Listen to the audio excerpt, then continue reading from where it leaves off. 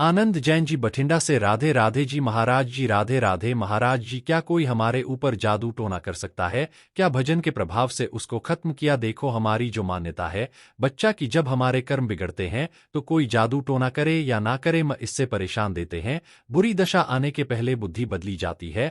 वह किसी ना किसी तरह से जाको विद्ना दारुण दुख दंता की मति पहले हरिलीन समझ रहे हो ना बच्चा। हमें जब दुख भोगना होता है तो हमारी बुद्धि हमें धोखा दे देती है। हमें लगता है कि किसी ने हमें कुछ कर दिया है और कहीं इसका सपोर्ट देने वाला कोई मिल जाए कि अरे उसने तुम्हारे ऊपर कुछ कर दिया, जादू टोना कर दिया, बस जान लो फिर परेशानी हो जाएगी। हम तुम्हें शास्त्र की बात बता रहे हैं। को ना कह के सुख दुख कर दाता, निजकृत कर्म भोग सुन भ्राता। अब जैसे हमारे पाप कर्म हैं, अब कोई जीवात्मा हमको दंड देना चाहता है। अब वो भूत योनि का हो गया है। अब संयोग बनेगा और वह हमको दंड देगा, क्योंकि हमारे कर्म और बिना झाड़ फूक के अगर हमारा कर्म हट गया भोग का, वह अपने आप हट जाएगा, खत्म हो जाएगा। ऐसे ही रोग आ जाते हैं, ऐसे व्यक्ति से घटना हो जाती है। हम जा रहे हैं, हमारा कोई दुश्मनी का मतलब नहीं है और जरा सा ऐसी घटना घटी व मार पिटाई, दुश्मनी भारी दुश्मनी बन गई। कर्म भूत का ऊपर आवेश आ जाना या शरीर में रोग आ जाना या कोई एक्सीडेंट घटना होकर शरीर का अंग भंग हो जाना या किसी व्यक्ति से अचानक द्वेष हो जाना, यह और कोई नहीं है, यह हमारा कर्म है। अगर हम कर्म संभाल ले तो सब ठीक हो जाए। तुम तो बच्चा घर में रहते होगे, हम स्मशान में रहे गंगा किनारे और जवान बचपन से 13 वर्ष घूमते, हमको कभी हमारे दिमाग में ना भूत चढ़ा और ना कभी कोई तंत्र मंत्र चढ़ा। खूब समस में ऐसे कुत्ते लास नोच का गांव में संस्कार कम करते गंगा में प्रवाहित कर देते थे। अब तो नियम भी लग गए हैं कि आप ऐसे नहीं प्रवाहित कर सकते। पहले ऐसा कोई नियम वियम नहीं था। 40-45 वर्ष पहले ऐसे फेंक दिए जाते तो कुत्ते घसीट लाते थे, नोच रहे तो गंगा किनारे ही रहते थे हम। वो सब दृश्य कहीं कुछ नहीं। बच्चा अपना कर्म खराब है तो हर जगह कदम कदम पर परेशानी, और अपना कर्म अच्छा है तो स्मशान में भी कहीं कोई भूत नहीं मिला। समझो स्मशान में भी गंगा किनारे रले पर कोई भूत ले रहा, इसलिए हमें लगता है नाम जप करो और भगवान का स्मरण करने से सब ठीक हो जाता है। और वैसे भी हनुमान चालीसा में लिखा है, ना भूत पिशाच निकट नहीं आवे। महावीर जब नाम सुनाए, हाँ जिस समय भगवान के महाभागवत श्री हनुमान जी का स्मरण कर भूत पिशाच निकट नहीं आए। हम जब बचपन में थे तो जिस एक घर में जाना होता था तो एक गली थी अंधेरी। दो होते हैं किसानों के यहाँ गांव में, दो होते हैं, एक जहाँ जानवर और बैठक होती है और एक होता है घर जहाँ घर परिवार बहुएं रहती तो थोड़ा अंतराय होता है।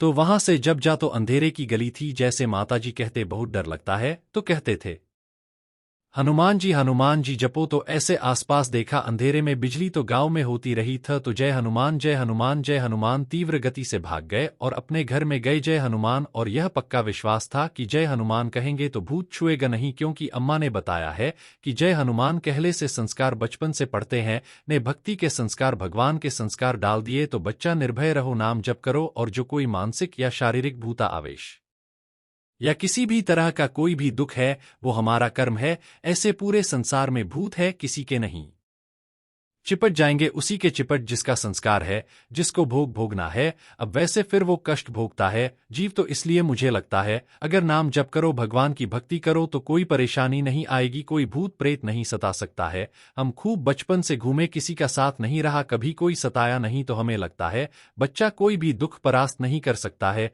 भगवान का भरोसा हो और भगवान का चिंतन हो, चिंतन भगवान का हो तो कोई दुख परास्त नहीं कर सकता। और भगवान का चिंतन ना हो, शरीर स्वस्थ है, सब व्यवस्था है, फिर भी जलो कामनाएं जलाएंगे आपका गलत चिंतन आपको जलाए, पड़ोसी जला देगा, कोई द्वेष वो आपके चिंतन में आके आपको क्लेश देता रहे और भारी कष्ट है। और भगवान आनंद सिंधु का चिंतन है तो देखो आप लोग भी सुनने आते हो, क्या आनंद की बात सुनने आते हो? आनंद का क्या महिमा है देखने आते हो? साधु महात्माओं को देखते हैं, ये भगवान के भक्त है, आनंद सिंधु के भक्त है, देखते हैं भक्ति का क्या स्वरूप है। एक अलौकिक शांति मिलती है। देखो आप लोग यहाँ बैठे हो, एक अजीब शांति, एक अलौकिक शांति जो किसी भी तरह से अन्य उपायों से नहीं हो सकती, वो यहाँ बैठने मात्र से आपको मिलेगी, क्योंकि भगवान का धाम है। भगवान की भक्त जैसे भी है, भक्त के है ना तो उसका प्रभाव होता है जो परिवर्तन होता है, ना लोगों के दिमाग का तात। स्वर्ग अपवर्ग सुख धरी तुला कंग तुलनताय सकल मिल, जो सुख लव सत्संग ये भगवान के प्रभाव से होता है,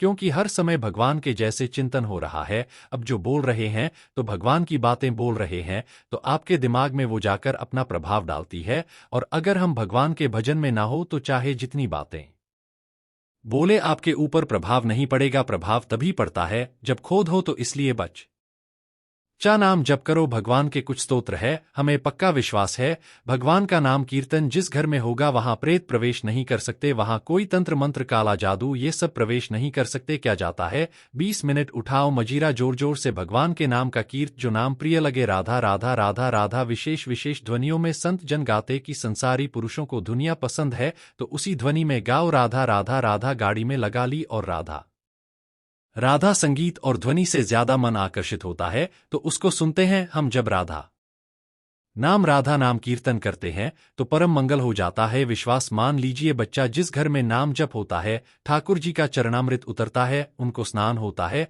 भोग वह सब जो विघ्न डालने वाले विनायक है ये प्रवेश नहीं दे पा सकते। दैवी शक्तियां वहां रक्षा करती है। कभी आप अपने घर में नाम कीर्तन कीजिए, कभी किसी संत का चरणामृत मिल जाए तो अपने घर में छिड़क दीजिए, देखो उसका प्रभाव क्या होता है। यह भूत प्रेतों के ऊपर चढ़ते हैं नहीं, जो भूत प्रेत स्वभाव वाले होते ना वो अपने साथी के ऊपर चढ़ते, वो मरा हुआ भूत वाला है और ये जिंदा भूत है। अब मांस खा रहे हैं, शराब पी रहे हैं, बेविचर भूत नहीं और क्या है, हम मरेंगे तो भूत बनेंगे, तो जिंदा भूत है। अब उन्हीं के ऊपर चढ़ते हैं, आकर के कर्म बिगड़ जाता है तो वो चढ़ नहीं। हमें कोई बताओ किसी संत के ऊपर भूत चढ़े हो, किसी भक्त ऊपर कभी भूत चढ़े में कोई उदाहरण दो कि उन भक्त के ऊपर भूत चढ़ गए। हाँ, अगर मिलेंगे भी तो मंगल करेंगे। जैसे गोस्वामी तुलसीदास जी काशी के पार जाते थे, गंगा के सोच तो जो सोच का पानी बचता तो ऐसे सहज एक पेड़ था उसमें डाल देते, उसमें रहता था भूत। अब वह अपवित्र पानी पीता है तो सोच का अपवित्र पानी पी। यह कई दिन घटना हुई तो वो प्रेत खड़ा हो गया हाथ जोड़ के और कहा आप जो मांगेंगे वो मैं दूंगा आपको। बोले हमने तो आपको पुकारा नहीं, को कोई सेवा नहीं की। बोले बहुत बड़ी सेवा बन गई, जो आपके कमंडल में पानी बचता था ना फेंक देते थे वही हम पी लेते थे, अब हम कुछ देना चाहते थे। बोले क्या दे सकते हो, हमें तो सियाराम जी के दर्शन चाहिए। बोले इतनी सामर्थ हम में नहीं, उपाय बता देंगे हो जाएंगे पक्का दर्शन। बोले क्या, बोले जब राम कथा कहते हो उस समय हनुमान जी कथा सुनने आते हैं, उनके पैर पकड़ लेना वो तुम्हें दर्शन करा देंगे।